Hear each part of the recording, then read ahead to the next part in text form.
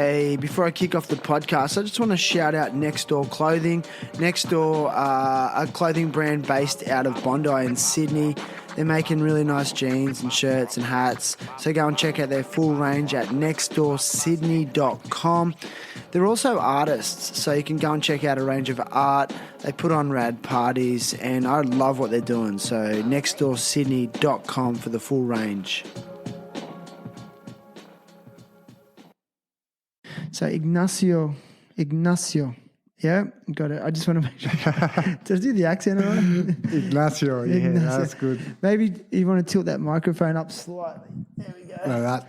Okay. All right. Clement Otis, Daddy loves you. Shout out to Indosol and Tectonic Coffee. Use promo code THT at checkout and get a discount on those products. Indosol, love those guys. Footwear made from repurposed motor vehicle tyres. And to date, they've taken almost 100,000 motor vehicle tyres that would have went into landfill, out of landfill, and converted them into like footwear such as slides and flip-flops. In Australia, we call them thongs. I know in the US, you know, a thong is like a bikini, but it's not a bikini, it's footwear. Tectonic Coffee also, they're LA-based coffee roasters. They do everything ethically, fair trade practices. They source their coffee beans from around the world, and they monitor the processing and the growing of those products very closely and pay fair trade prices. And, check them out at tectoniccoffee.com. They're in California, but they deliver worldwide. All right. I also want to shout out to our past guest, Stephen Ellis. Now, he was episode 57, and if you want to make a huge difference in someone's life, like here is your opportunity. So Steve is a double amputee, like a double leg amputee. He's a father of 3 children. He's a skateboarder and the nicest guy you'll ever meet. Like, yes, he's a skateboarder and he absolutely rips. If you listen to my podcast with him, you get a pretty good insight into his life and his desire to inspire others. Now, he needs a car to drive his kids around, and in order for that to happen, the specific car he must get needs to meet certain like standards for modification for his disability. So he's aiming for $20,000 on his GoFundMe. Every single cent counts, and you'll be changing his life, but his kids' lives as well. So the GoFundMe is called Help Stephen Ellis Get a Car. So chuck in a few bucks. He'll be so stoked. Ignacio, are you ready? We are ready. I'm having a good time. You are? Yeah. I can tell. And we are rolling too. Terrible happy talks. Terrible happy talks. Terrible happy talks. Terrible happy talks. Today's guest is Ignacio Salazar. Ignacio is a big wave surfer who chases swells around the world in order to inspire people. Although he is known as Ignacio on the streets of downtown Punta Hermosa, Peru, they call him Spud in his adopted home of Australia. Typical Australian nickname, right? In 2014, Ignacio's wave at Shipstern's Bluff in Tasmania was nominated at the Billabong XXL Awards for Ride of the Year, and he was also nominated for waves he has caught at big wave locations such as Mavericks in California. Now, that wave that he got at Shipstern's was a beast, and turns out Kelly Slater was sitting in the channel for that one, so what a special day. I'll put a link to the clip of the wave, those waves in his show notes, but to mention, there's another clip that I'm going to put in there, and it's a close encounter that Ignacio had with a huge great white shark at Ocean Beach in San Francisco.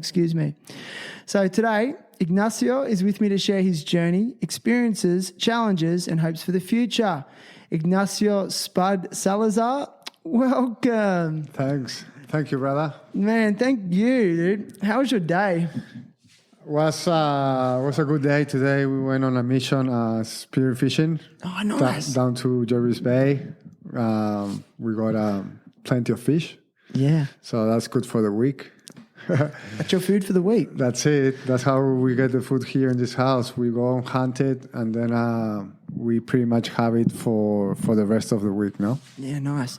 For those that don't know, like, can you describe that area that you mentioned at Jervis Bay? Like, where is it? And exactly for those that don't know Australia coastline that well. Well, it's from Sydney. It's around 2.5 hours south, and then it's just there. It's like a little peninsula, little bay that is like really nice to dive and surf. You know, it's a marine national park as well. it is. Yeah, it it's is, just it is. full of fish. Like, were you seeing, like, apart from the fish you caught, like, what else were you seeing out there?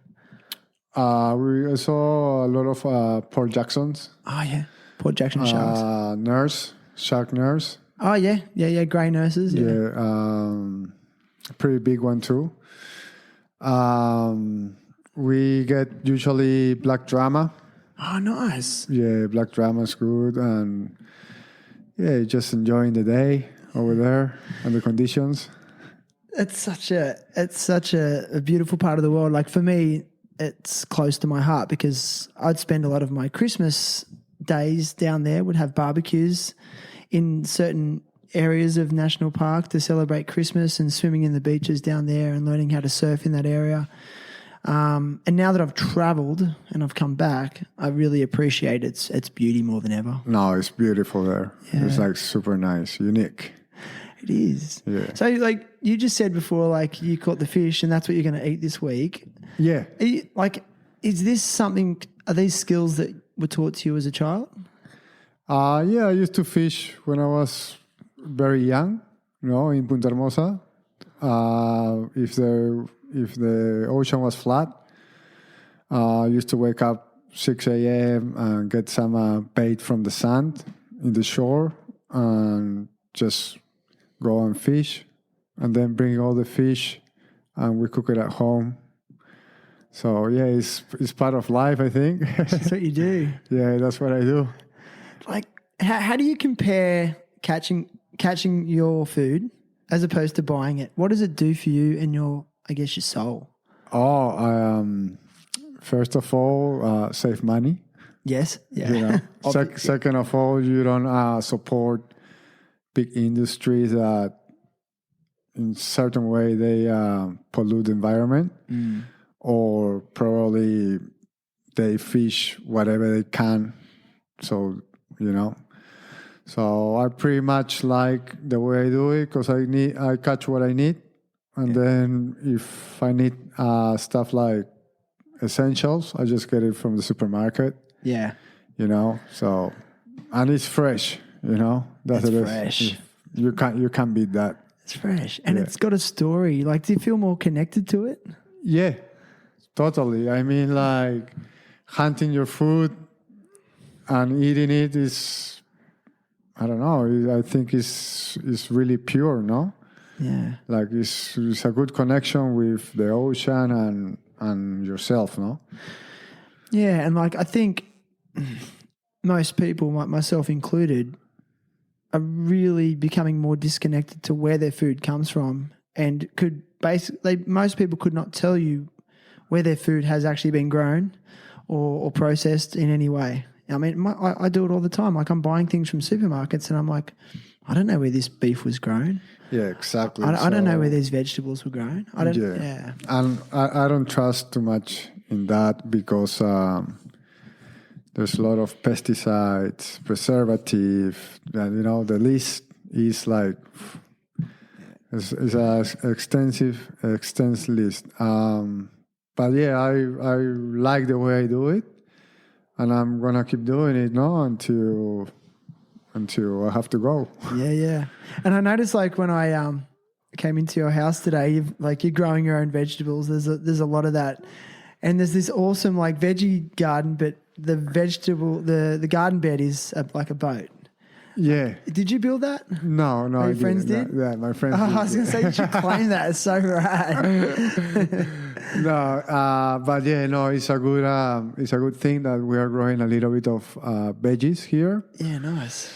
As well, we try to get everything ourselves, so we don't have to support big markets or support something that we don't see it as very good, no? Which is all the farms that grow all this stuff with pesticides and all that. So we just grow it ourselves. Were your family fishermen? No.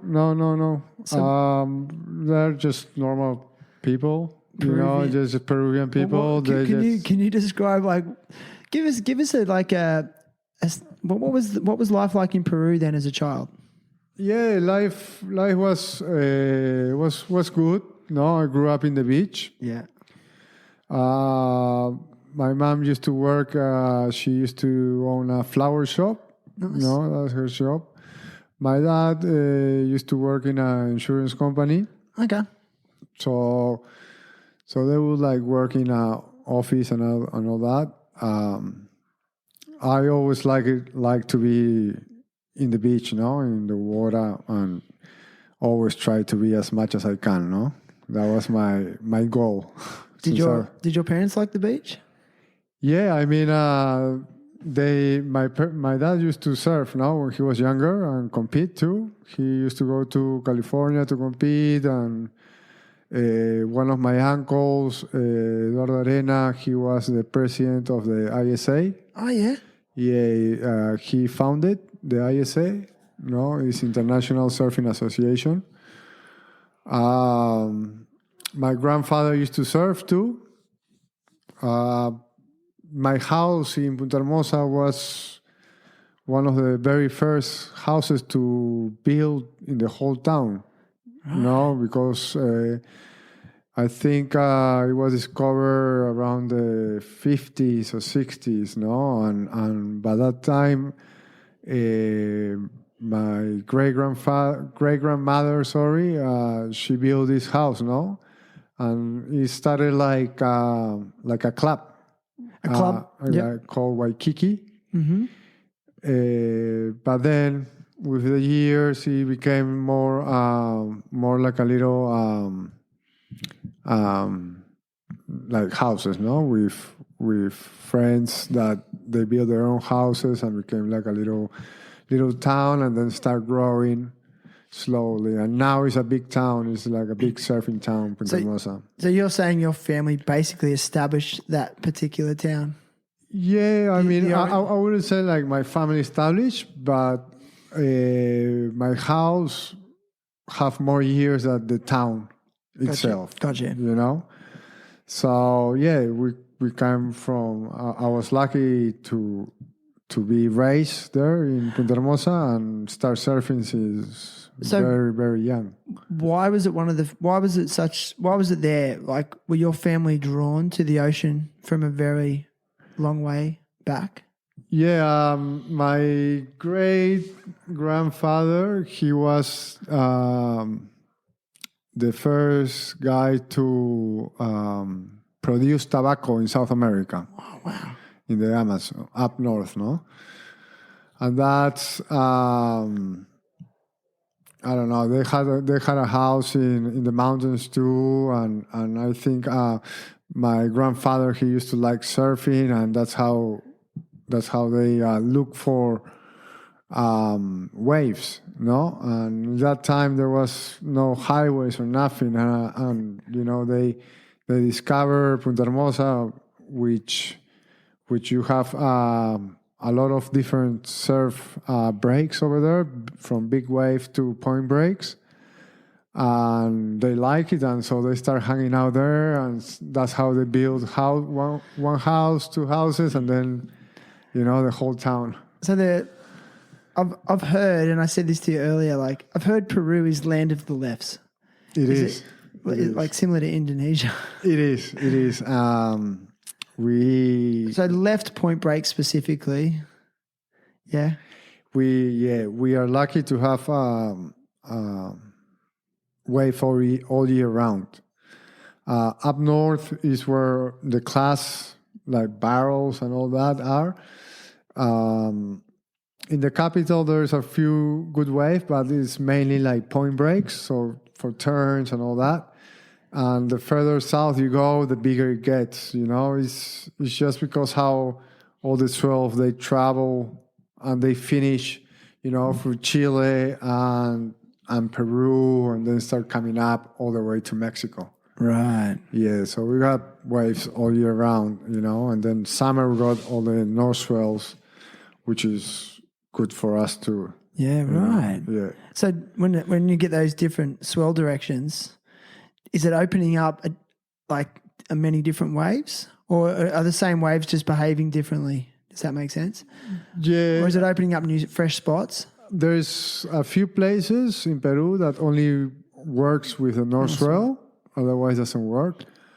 But I said 70% of all the spots, they're like good with south swell, which is what we get pretty much all year round. Yeah, right. Yeah.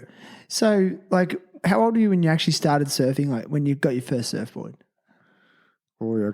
I can't remember, but I guess I was around 5, 6. Right. Okay. Yeah, pretty young. Yeah. I still remember had my life vest to go surfing. Gotcha.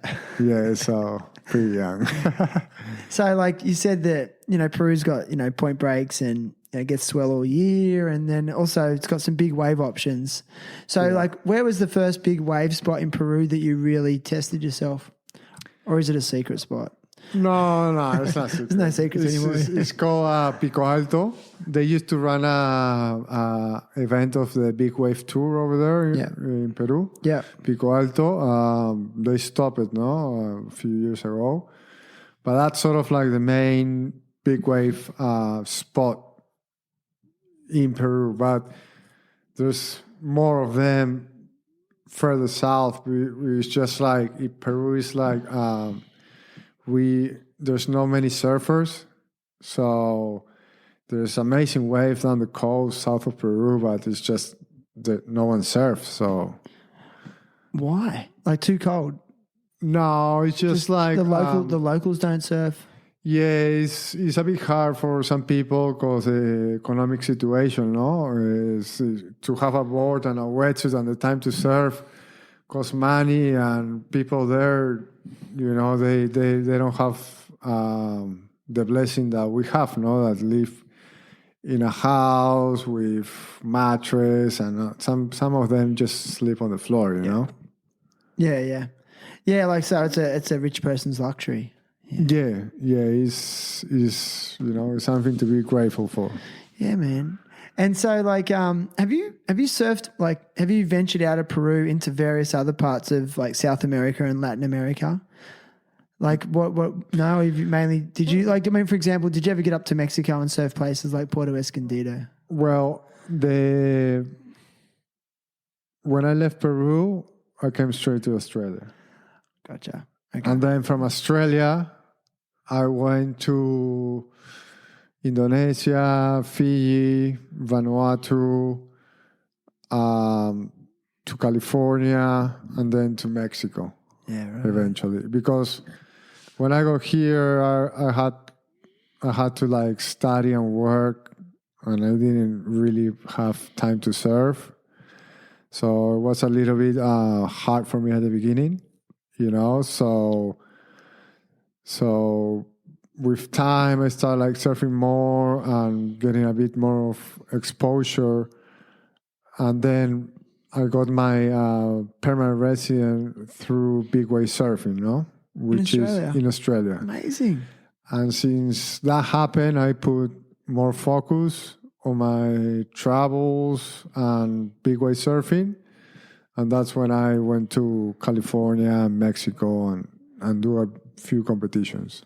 Like, specifically focused on big waves? Yeah. Yeah, okay. So did you ever, like, dip your toe into, say, like, the WQS, like trying to qualify for... No, because I'm it's never been your... Yeah, I'm not like a high performance. Yeah, I'm not very good. I'm not very like gymnastic in the wave. I like big drops and big barrels. Okay, why? What draws you to it? Oh, it's just what makes me feel good. It's just my connection. I still have fun in small ways, but if you put me in a really big wave and then in a perfect small wave, I'm gonna go for the big one because I just like sort of the feeling and the achievement, no? It's all about challenging yourself and obstacles that you have, you know? So, yeah, it's how, I don't even know why I like him so much, but I just do it. I was going to say, like, at what point did you realize, like, hey, that's for me? Like, I want the biggest wave of the day. I want to take a late drop. I want to pull into the biggest barrel. Like, how old do you think you were when you actually realized that? Was there a specific moment? Well, no, I did it since I was little too, because I remember being in local competitions and, you know, just going to the back of the way of the break and just waiting for the biggest one. And doesn't matter if I close, I just still go and drop it, you know. Probably I wouldn't make any points, but I just still like the feeling, no? So, did you have like a mentor as a kid that was like, you know, supporting you? Was it your father that was mentoring you in your surfing or pushing you to progress? No, my dad was a little bit busy partying. No, yeah. He's a party guy. Yeah, he was a party guy. It was some issues when we were kids, no? So, but things happens, no? Everyone does wrong and then can do good, no? So, but yeah, I sort of like seeing like I really like look up to Sonny Garcia when I was a kid, and just like Andy Irons and yeah, just like professional surfers that I see on the screen pretty much, and I just wanted to be sort of like them, but you know, surfing. So waves. Their style of surfing attracted you. Yeah, I mean, I know it was already there, but if I wanted to like put someone as I was looking up, probably like Sonny Garcia. You know, I really like his power surfing and all that. I can't believe you said specifically those two people because, like, I mean, most surfers absolutely love those two people. Like, for me, that they were my guys as well. Like, I always looked up to Sonny Garcia. In fact, I wanted to call my son, my son Otis, his name is. We were going to call him Sonny because I wanted to call him because I love Sonny Garcia so much. You know, but what attracted me to people like Sonny Garcia as well as Andy Irons is that. Not only were they just amazing surfers, unique, one of a kind, but their personalities really spoke to me as well. They have this like raw edge, like they're authentic, real. They were, well, I don't want to use past tense, but real humans, you know. And they didn't try to pretend that they were anything else. No, exactly. I met Andy Irons when he was surfing for MCD. Yep. I don't know how old I was, but he came to Peru for a couple of times, and he was staying in front of my house with a friend. So I got to meet him there, and then I really became good friends with Sonny Garcia. We went to Peru together, do Machu Picchu. We do a ceremony in Machu Picchu too. He went with his family. Took it up north in summer, which is January, February, and we scored some waves. And then I was going to Hawaii to his house and staying with him and training. You know, just like really close friend. So you actually gave him a tour of like Machu Picchu. In that area, and like he wanted to go hiking and things like that. Yeah, he was stoked. Yeah, he had a really good time. He took his daughter, son-in-law, and his wife too. So we had a really good time, and we spent there like I don't know, probably 5 days. So it was super good. He was stoked. Yeah, for sure. And you said like. You said you did ceremony. Like, ceremony is a big part of Peruvian culture. Like, what's the main religion there? Yeah, no, the main religion is Catholic, no? Catholic, Christian, no? But as many people know, Peru is the land of the Incas, no? Mm-hmm. Machu Picchu is the capital of the Incas, no? The Incas, they were very connected with the plants, no? There's plant of powers, no? As many people know. We have San Pedro, which is a cactus. We have ayahuasca, which is a root from the jungle, pretty much. I done San Pedro and ayahuasca, and I feel like it changed my way of thinking, my perception of life, my vision. It just changed the way I think in a lot of ways. You feel connected with everything, no? Because we are connected, no? With the plant, with the ocean, with the air, the environment. We are connected with one another, it's all connected, no? In this life, Because we are part of the environment. Yeah, we are part, and we are. At the end of the day, we are energy, and we are the same energy. Did doing those ceremonies make you realize that, or do you think you knew it already? No, doing those ceremonies makes me awake. Put it that way, It makes me awake, and it made me know myself, and and how to live a life where I can feel happy, and if I don't feel happy, I can embrace that feeling and move on, no? And move on. And not let it control you. No, I mean feelings. If you have if you have a good feeling or bad feeling, it's always welcome. No, you have to embrace it and then think or meditate about what is it, and then move on. No, you cannot get stuck on that feeling or thought, because that's where you get stuck. And that's when you start overthinking. So. Do you think most humans struggle with overthinking? Yeah, happens to me a lot. Still? Yeah. Yeah, same here, big time. Yeah, I mean, no one is perfect, and I'm gonna keep overthinking, I guess, for the rest of my life. But it's not like when you get aware, when you're overthinking, and you try to think other things or positive, or try to see the positive thing of a really bad thing, is the way you can change your vibration, no? Is a way you can change how you think, your vibration, and your vibration is transmitted to others, not because you say my vibration is like this. It's just because everything is a receptor, no?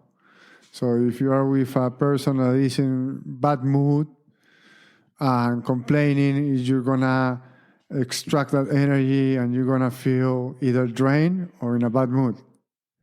So it's important to see who is your surroundings and what you do in life, no?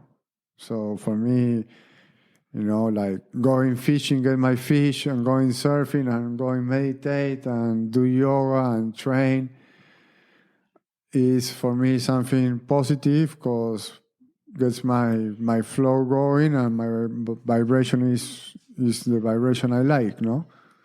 But if I eat McDonald's and I sit watching TV and go to an office, or do nothing, your vibration is going to be low. Yeah. So yeah, that's where you make the choices, no? Do you feel fulfilled? No, No. I don't feel fulfilled. I feel like I'm learning, and I'm always gonna learn. I feel like that there's a life, and you have to keep growing in that life, and you're gonna make mistakes, and you're gonna make good things. And gratitude is something that is always gonna be. How can I say it? Gratitude is something that if you show, it will get back to you. You know, karma. Yeah. Yeah, so it's important to show gratitude, in life. It's funny, like the last couple of years of my life, especially after living in Bali, where ceremony is life. There, it's a daily practice. They do ceremony every day. Yeah. Even making the offerings and putting the offerings out the front of their houses like every single day. And it's a ceremony every day.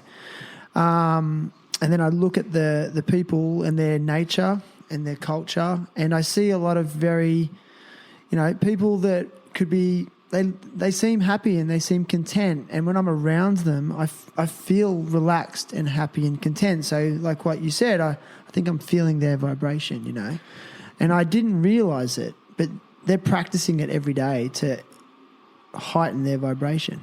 Yeah, I mean, they're like very spiritual, no? In Indonesia. They believe in karma, which is something like is there, like you do good things, good things gonna happen, no? You do bad things gonna happen, no? Pretty much that way. But I respect a lot the culture in Indonesia, and I think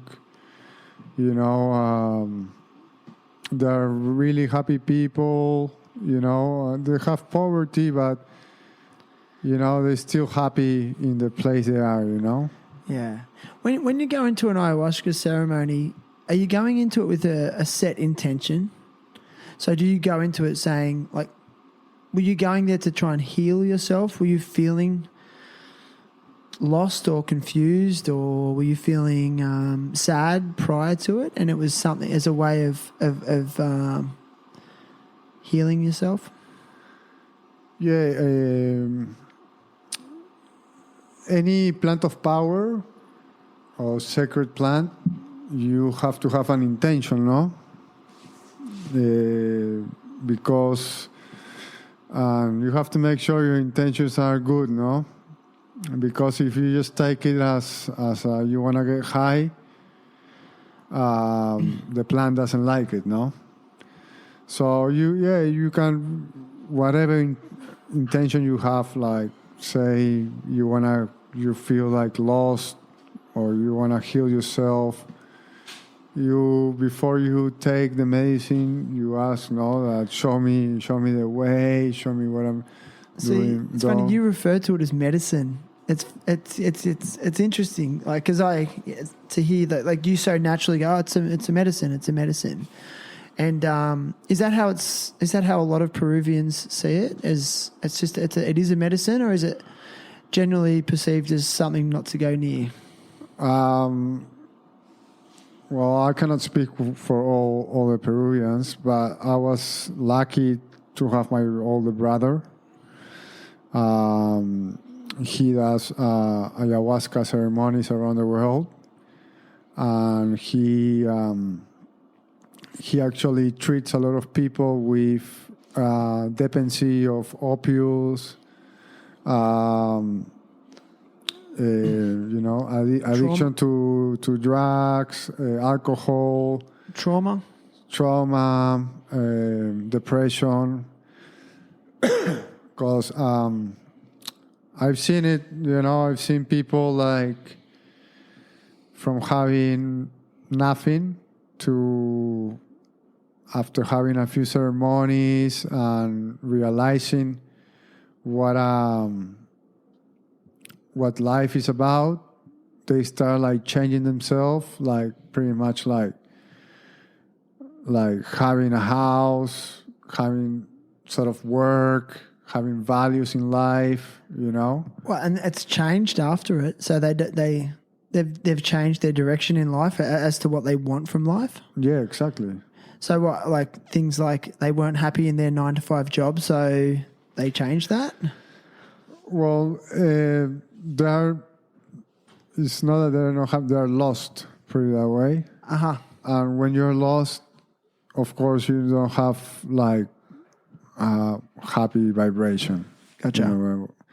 So if someone is lost or someone is like have problems with alcohol or drugs or medicine prescriptions, you know, like opioids, they became dependable. Yeah. And, you know, it's just matter of time that dependency escalates. And that's where people get lost, suicide, you know, loss of family, I don't know. But at the end of the day, what I've seen from my personal experience, seeing my brother helping a lot of people with natural medicine, which is San Pedro or ayahuasca, in ceremonies or microdoses, no? I've seen a lot of good he have done to a lot of people, so that's why I believe it's a medicine, no? That's why I call it a medicine. It is. And I mean, it's straight out of the earth. Yeah. That's what I always find it interesting. So there's a lot of talk about psilocybin mushrooms at the moment. And people it's becoming more common to microdose. California has just legalized psilocybin mushrooms, exactly. like commonly known as magic mushrooms, in the treatment of, like you said, depression, anxiety, trauma, PTSD, and they're having amazing results. And sometimes these people are finding that they feel cured after one ceremony. Yeah. And then there's no need for prescription medication. Exactly. And their lives get immediately better. So there's a really good book by a guy called Michael Pollan, and it's called How to Change Your Mind. It's called The Science of Psychedelics. And he does a 30-year research study into the different psychedelics, and he experiments with all of them. And he looks at all these research studies, like, say, for example, people that have been incarcerated in jail, they actually were given, you know, a psilocybin mushroom trip, and then they were less likely to reoffend afterwards. They were a control group, so they were less likely to go back to jail after they did that. So it was like this perception change that you spoke of. So in regards to how it affected you, how did it impact on your big wave surfing or your approach to big wave surfing? Do you think it had any impact on it? Yeah, I guess. Yeah, for sure. I think it make me make me take my own decisions and give me sort of like confidence in myself. Less scared? No, not less scared, but just believe in myself. Okay. You know, I always get scared out there. Do you? Yeah. I mean, okay. Here's the question: How do you manage fear? Well, the way I do it is my mind start playing games. Of course, like, oh, I'm gonna get wiped out, get cold underwater for 2 waves, blah blah blah. But then, like, I think to myself, like, is this happened already? And the answer is no. And then I think, well, if this have not happened, why are you thinking of it? Yeah, you know, like, it's true. Maybe you can get a real good wave and make it. You know, so that then changed my way of thinking when I'm surfing. And the other thing is, like, when I see a wave, I just start paddling and try not to think and just paddle as hard as I can. Don't think, just paddle. Just go. Yeah, just go. It's so much easier said than done. So, like, when you're at, say, Mavericks, so you paddle Mavericks. Yeah. So give me a breakdown of what it feels like to be sitting in the lineup out there. So it's cold. It's cold water. It's huge. Yeah, it's notoriously sharky. It is, yeah. So what are you thinking when a set comes? Well, it's funny because the first time I surfed Mavericks was after I had an injury on my knee. So I was in California just getting better of my knee. The first time I paddled to Mavericks, I paddled in sort of like a small day, but I went in high tide. So everyone was coming in. And I was going out. So I was pretty much by myself the first time I surfed Mavericks. How big was it? First time? I was 20 foot? 20 foot, 25 foot maybe. And, I didn't work to see it. So I was waiting. I waited for a long time. And that's when your mind play games. This is a sharky place, blah, blah, blah. I want to get out of here. Start getting nervous. And then I managed to get one wave and ride it all the way to the rocks. To the channel? Yeah. Yeah. And from there, that was it. That was a really cool experience for me. And like from there, I started going every swell. And slowly became more familiar with the wave. And then, on the big days, I was getting some good bombs over there. So that's interesting. Like, did you feel like your confidence was boosted then? Yeah. I feel like I knew the place. I had a connection with the place. I didn't have a wipeout yet, so I was making every wave, making sure I was making every wave.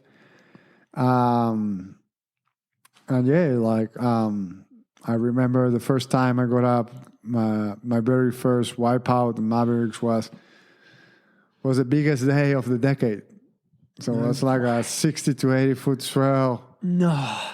And yeah, we were towing it, and the guy that was driving my ski put me in this wave, but because it was high tide, I don't know, the wave sort of disappeared. Yeah. And it left me in an awkward spot. And I turned around and I saw this giant wave. It just break really on my head. So you'd actually already towed in, but he towed you into it too deep? No. What happened is the wave was forming when he told me, but because the high tide, it went, I don't know, just the energy went another direction. Uh-huh. And as I was in the middle of the break, I turned around and I saw this monster coming to me. I was 60 to 80 foot easy. Oh my God. I didn't have where to go, so what I did, I said, fuck, what I'm going to do now? I just first instinct, just swim and try to penetrate the wave. So it broke on your head. Yeah. So you ditched your board. I ditched the board. I didn't have a leash. But did you have a flotation device on? I had a flotation device which didn't work. So no. So what? You try to swim down? I tried to swim under the wave. Yeah. But because I have the flotation, the impact vest, it sort of launched me to the falls of the wave. So you went over the falls? Yeah, I went over the falls. Over 60 to 80 footer? Yeah, went super deep because the wave was so strong. My wetsuits, both hands went all the way to the hands. No way. Like that. Went all the way to my fingers, and I just couldn't use my hands. So I couldn't use the inflation vest. No way. So I was just how you say? I said, this is it. This is I'm done in here. And it happened was a free wave hold down. Yeah. When I pop up, I look on my back and I was close to the rocks. So those rocks, I don't know if you know it, but those rocks are huge, huge rocks. And on the other side of the rock, there's a nice little bay, So I saw the waves coming. So I see no option rather than go like a tennis ball. So I managed to get one hand free from the wetsuit, put the flotation vest, and then like I got like pushed by the waves like a tennis ball. Yeah. Through the rocks, on top of the rocks, and came. Like pinball. I came on the other side. And yeah, I was like, fuck, that was a ride. Did you think you were going to die? Yeah, probably happens, went through my mind.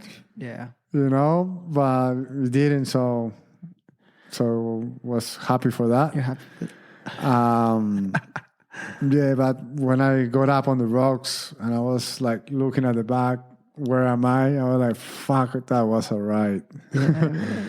Wow. You know, so. Did you kind of have a moment like, okay, well, I survived that.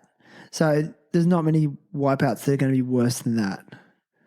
Yeah, definitely no. Yeah. Definitely that was the heaviest wipeout I ever had in my entire life until today. No way. It's a great story. Yeah, and then I had, you know, if something happens like that to you, you have to go out again and get a wave, so you don't have that memory, you know, from your session, no? Yeah.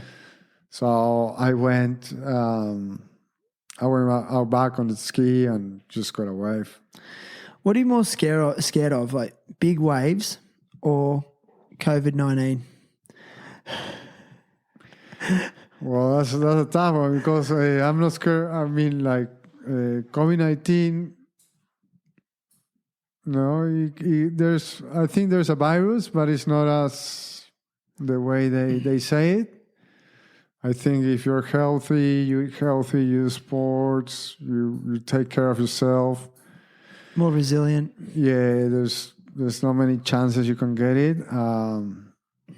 Maybe, you know, for the old people, maybe, but yeah, I mean that's the general feeling of a lot of people I speak to. It's like, I think they're not really telling us, they're not really promoting resilience as much as they are like, you know, these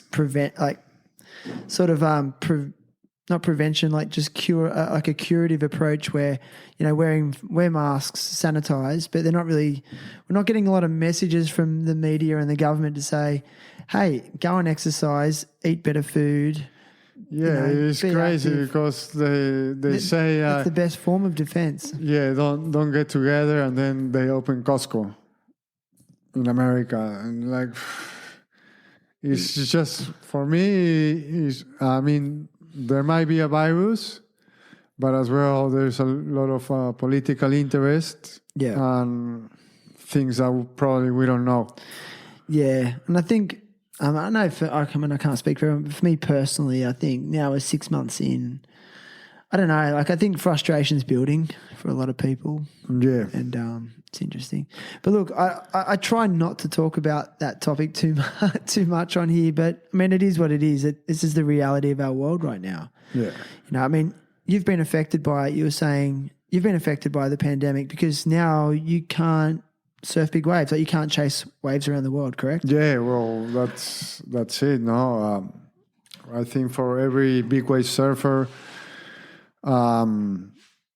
it's important to travel to chase those big waves, no, because there's not only waves where you live. You know, you have to chase them as the season changes. No, usually you chase big waves in wintertime. Gotcha. So winter, Northern Hemisphere is sort of like October till March. Gotcha. Winter, Southern Hemisphere is, you know, from April to October, something like that. So you've lived in Australia for since around 2006, but you said you lived in the US for a while as well, in California. Yeah, I live in California to pursue big wave surfing. It's very hard to get a good exposure of tall waves here on the East Coast There are more like heavy waves here. So I went there to California to compete, to get a bit of exposure. Also, I was working with a doctor over there for CBD oil. Okay. Yeah. So I've done a few public speeches here in Adelaide about CBD oil, for the people. Tell us more. I'm interested. Yeah, you know. So you were working with a doctor to help develop it?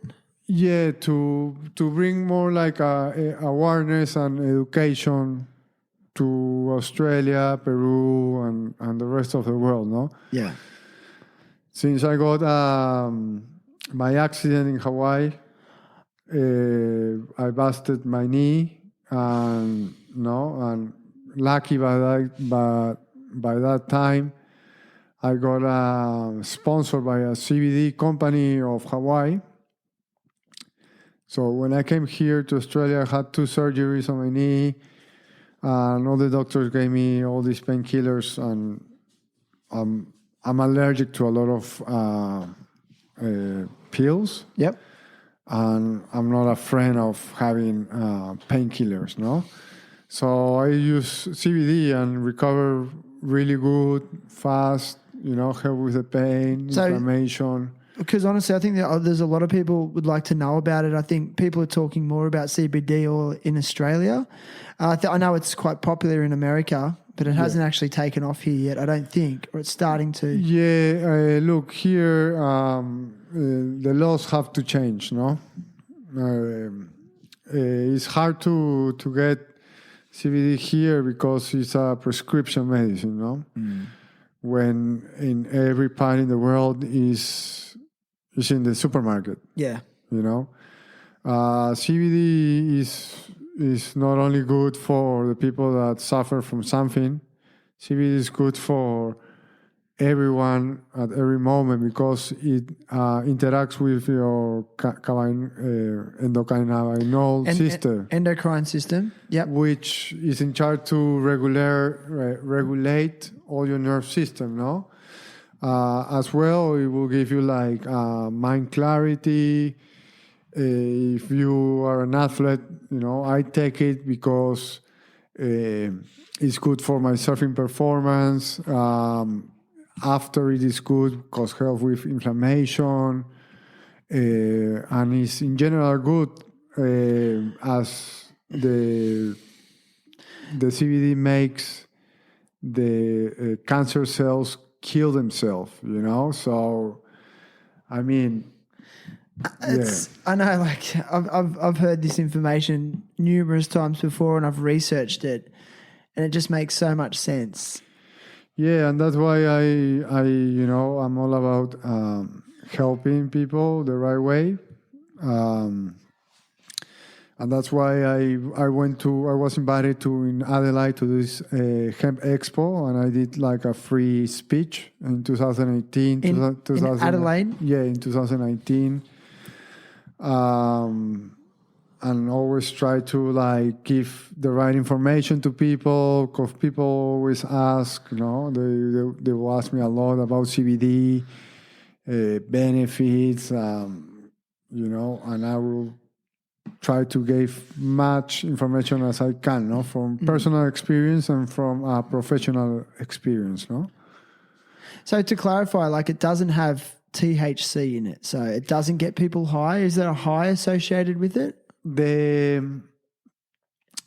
So you have the cannabis. You have two groups, The cannabis, which is high in THC, low in CBD, and you have the hemp, which is high in CBD, low in THC. Okay, depends what sort of like issue you have or what do you want to use it for. Like people that have a strong cancer, they use cannabis, contains high THC, but they get hungry. Gotcha. So they eat. It's good for the pain and it's good for the mood. And then they're eating more food. They want the appetite's there, so then that's nourishing their body. Right? Yeah, exactly. Someone like, I don't know, like me, that I'm healthy and I just want to use it for a daily intake. I want high in CBD because that will help me to focus more.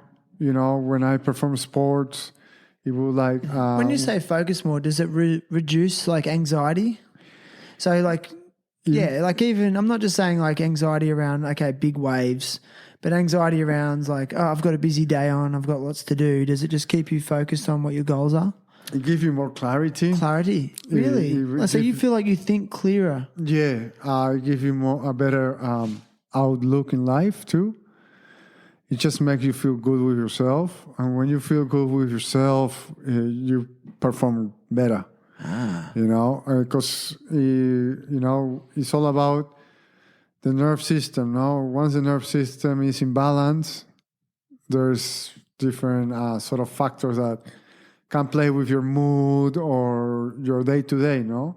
But CBD will like balance it, no? As humans, when we are kids, we produce our own CBD, like the milk of our mom in the breast contains CBD. Does it? Yeah, it's organically.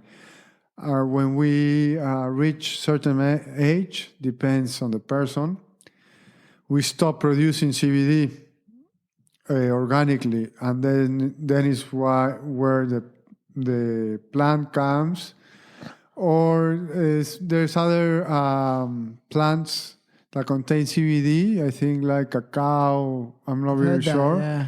but in small percentages. You know, hemp is very high percentage of CBD.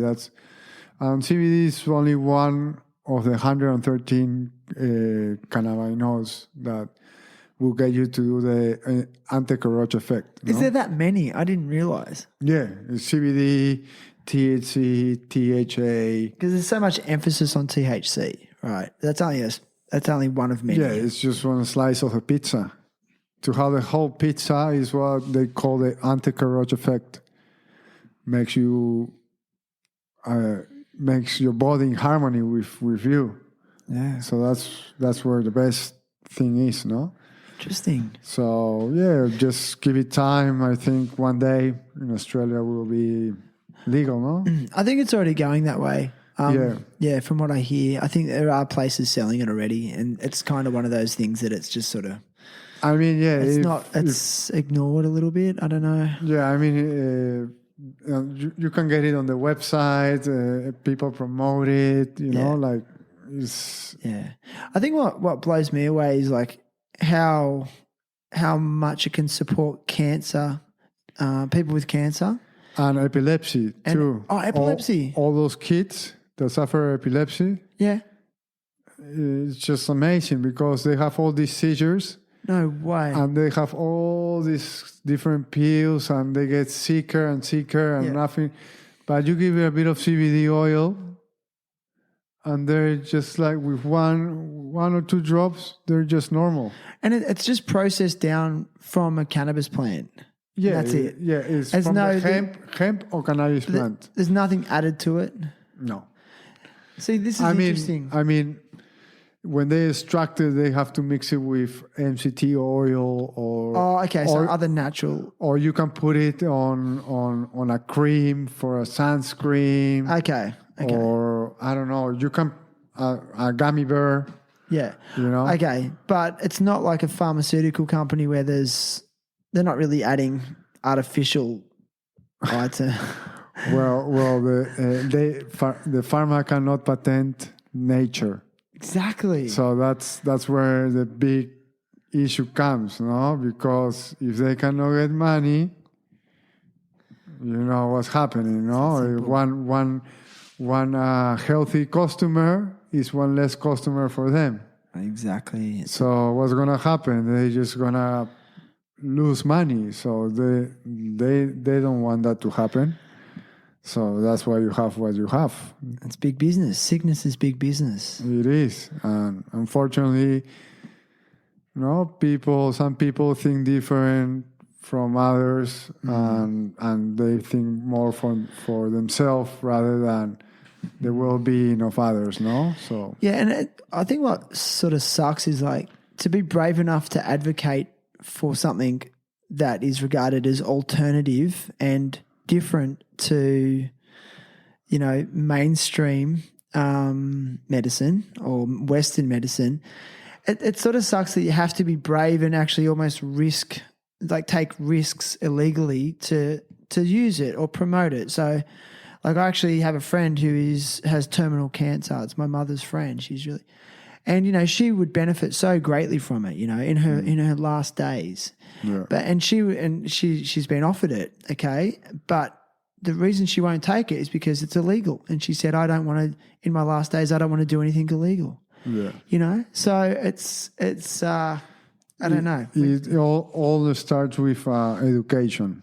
Education. You know, you have to start that way because people think it's a drug, but you know, it's actually a medicine. It's gonna make you feel good. So you use it every day? I don't use. I used to use it when I was in California, but now because I'm here, Okay. I can use it. Yeah.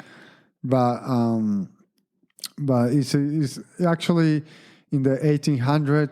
There's articles of doctors in the United States that they were like curing people with CBD. I don't know what president of the USA, but he was like mandatory to have hemp plants in your backyard because hemp also the roots they help the soil get richer and they clean the environment. You know, Yeah. so it's there on the internet. You can research. Well, I mean, I don't know American history or politics. I don't want to get crucified for this, but like, was it President Lincoln? I think someone was an advocate for hemp. Yeah, one of them. I think Lincoln was one of them. But because again of the pharma industry, they promote the cannabis as a drug. As a drug, yeah. They were saying, the Mexican guys are gonna come and rape all your family because they grow the plant over there, and that's how it became illegal. You know, it was just called fear for the community. You know. Yeah. And now, because of the internet and the access we have to the things on the internet, we know that's not true. Bullshit. No, it's bullshit. You know, it's like you cannot say a plant is gonna kill you when that's actually the opposite. No, it's curing people and it's proven. Yeah. So, man. That's so interesting. I actually didn't expect this conversation to go that way. yeah. But it's funny. I was just talking about exactly like a friend of mine on the weekend was just talking about CBD oil as well. Yeah. And the exact same thing. He had an ACL knee reconstruction, and he was suffering with inflammation, but couldn't use, say, Voltaren or ibuprofen for the inflammation because it was making his stomach upset. He was getting he's like, I want to take it, but I can't. Even if he uses the cream, he said it was making me sick in the stomach. Yeah, and he was talking about like, you know, he'd like to try this CBD oil for the inflammation of his knee. And then you said the same thing, like it's bizarre. Yeah, I mean, what I know, you can access CBD by going to your local doctor and getting a prescription. I think it's very expensive. They put it very expensive, so it's hard for a lot of people, I guess. But yeah, like if you ask me personally, I always wanna put nature first than a chemical.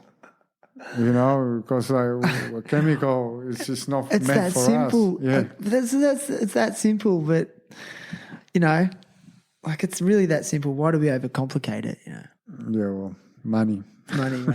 But listen, like, what I want to I got another thing I want to ask you is like, so I don't actually meet a lot of Peruvians. Like, it's a place I've always wanted to go. I actually, as a kid, had a dream about going to Machu Picchu. I don't know why. I always had a dream about it. I had this crazy dream like I was there, and ever since then, I've wanted to go. But can you tell me, like, now you've lived, in Australia, America, what do you miss about Peru? The food.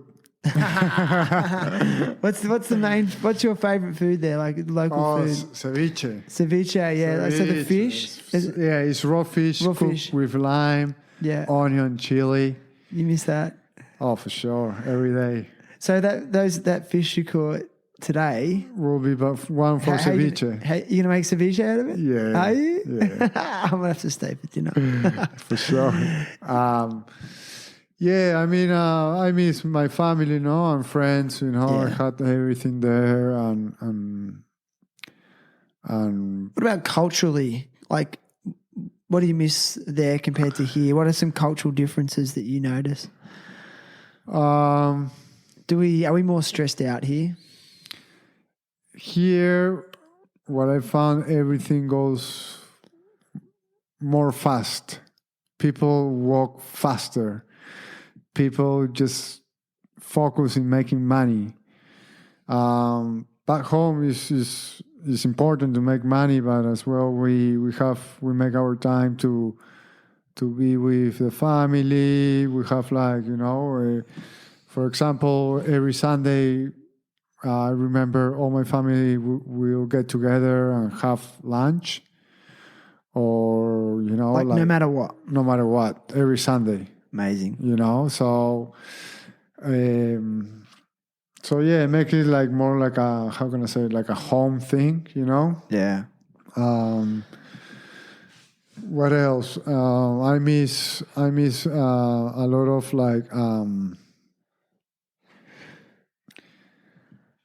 hanging out with my friends, which I know them since I was a kid, like people who know you. Yeah, who know known you from my roots, You can't beat that, man. You can't beat that, no. And here was difficult, and for sure still difficult, because it's not like I know a lot of people, but not like everywhere in Australia, So it's just different, in certain ways, but still like my desire to chase waves and keep inspiring people with my surfing and all that is still there, and eventually one day I think I'll be going back to Peru, and live there. You'll settle there. Yeah, I believe so. No, it's either there or in a place that have a sunset. You know what I mean? Like, I like a place that has a sunset. Yeah, like. What do you mean? Right? In the East Coast, we have sunrises. Of course, yes. Sorry, you on the sunset over the sea. Over the sea, yeah.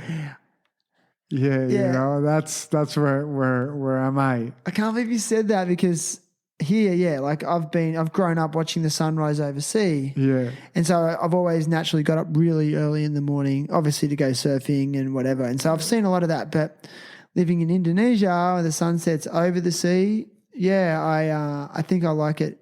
I think I like it better. It does something to me. Like, I sleep so much better over there. Yeah. Because of that, because I think, watching the sun go down, it just does something to my... I mean, I always, that I'm in the beach and I can see a sunset, I will go to see the sunset. It's like something like I'm never going to miss. Yeah. But here it's a little bit hard to get to you see notice that? You notice the difference, like you miss it? Oh, yeah, for sure. So do you get up early? No. So you wouldn't get up early? I get up early if I have to.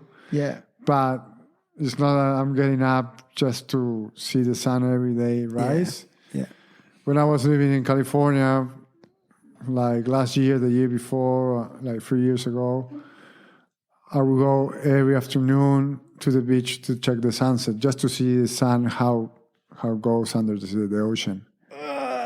It's the best. I know exactly what you mean, man. So for me, that's the best. So yeah, I'm gonna either go back to Peru to live or somewhere that have a sunset. you know. Bali's Bali. got a sunset. Yeah, Bali got a sunset too. Oh man, I almost feel like it's a good way to end. Like it's been epic. Like it's already been an hour and 10 minutes. Like, unless but look, I wanna ask you a few other quick things. And I forgot to mention this at the start. I might have sent you a text message, but I ask all guests to come with a cause or something they want to advocate for. Like, it could be a charity or a social enterprise or a fundraiser. Is there anything you want to advocate for? It could be an idea. It could be CBD oil. I don't know. Is there something you believe in or close to your heart that you want to? I believe in CBD 100%. I believe the healing properties. I believe in nature, in the plants of power, and I believe that every human is different, and a good way to find yourself is just to go deep into nature. You don't need to take psychedelics, or any sort of medicine, but just being in nature and breathing and remaining calm, it will guide you in any sense, no? And that's what I do every time I feel like that. If I don't have to take medicine all the time. I just go to nature, breathe, and appreciate, and something will pop up your mind. That's my best advice. It's the best. It's the best. It's like the best thing to advocate for. Yeah, just be with nature. Yeah. I love it. I love it, man. So thanks, man. And so listen, I'm gonna put some links in your show notes to Ignacio's promotion of CBD oil. Maybe if you want to learn more about it, I'll find some links that we can put in there, or the company that you're affiliated with. And you can find Ignacio's show on the terriblehappytalks.com website. And you can also find links to all the platforms that this podcast is published on, such as Apple Podcasts, iTunes, Spotify, Google Podcasts, I can't speak today, Buzzsprout, Stitcher, and iHeartRadio. So, yeah. And Ignacio, I've got a gift for you from our sponsors at it's not actually here though, don't get too excited. Our sponsors at Indosol will be sending you a pair of Indosol footwear. Oh, nice. So a big thanks to Kai Paul, Kyle Parsons, Chris Pappas, Nick Riley, the Australian distributor of Indosol. So as a thank you for being on the show, and I'll have to get your shoe size. We'll have a look at the website and see what you want. And I've also got another one, and this is something I give to all guests, so don't get too excited. You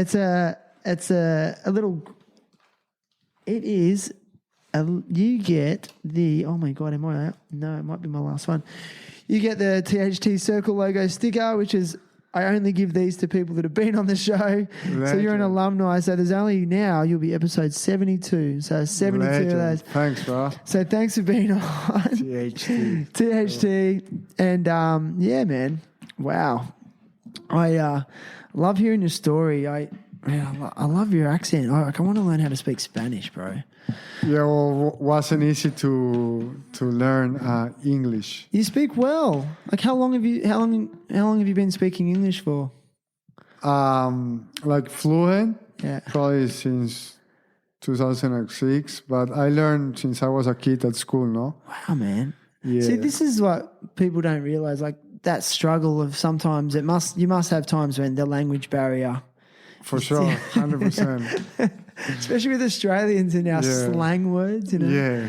So it took me years to get to understand in Australia. Yeah, I spent 3 months in Mexico traveling around, and I really tried to learn the language like in the time I was there. But oh man, some days it was so hard. I couldn't communicate the most basic of things. I mean patience, no? Patience. Because it's a new language, so if you rush and you want to know everything in one day, you're in the wrong place. All right, brother, man. We'll leave it there. It's such a pleasure. All right, legend. Here we go. Thank you.